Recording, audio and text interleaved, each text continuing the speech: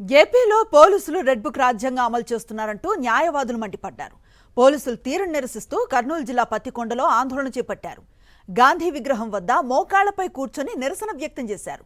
ఈ నెల 24న మెజిస్ట్రేట్ ముందు లొంగిపోయేందుకు వచ్చిన ఓ ముద్దాయిని పోలీసులు బలవంతంగా లాక్కెళ్లారు. తామే అరెస్టు చేసినట్లుగా చూపించి రిమాండ్కు పంపించడాన్ని అడ్వకేట్లు తప్పుబట్టారు.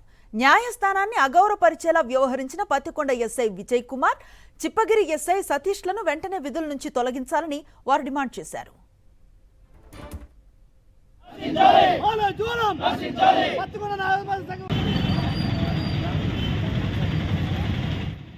ఈ నెల 24వ తారీఖు ఒక ముద్దాయిని కోర్టులో సరెండర్ చేసిన తర్వాత పోలీసు వాళ్ళు చేసినటువంటి దౌర్జన్యం, అరాచకము, న్యాయ వ్యవస్థపై వాళ్ళు ఒక తిరుగుబాటులాగా న్యాయ వ్యవస్థని అగౌరవపరిచేలాగా న్యాయస్థానం నందు హాజరైనటువంటి ముద్దాయిని బలవంతంగా గుంజుకొని పోయి వారు మరి ఆ ముద్దాయిని మేము అరెస్ట్ చేసినామని చూపిస్తూ రిమాండ్కి ఇవ్వడము, ఇక్కడ ఉన్నటువంటి న్యాయవాదులు వాళ్ళు చేసినటువంటి అరాచకాన్ని, దుర్మార్గాన్ని అడ్డుకుంటే వాళ్ళు తిరుగుబాటు చేస్తూ మీ మీదనే కేసు పెడతామని న్యాయవాదులను బెదిరించడము, దీన్ని బార్ అసోసియేషన్గా కర్నూలు జిల్లా న్యాయవాదులుగా అందరం మేము ముందు పోలీసులని చేసినటువంటి చర్యను మేము ఖండిస్తూ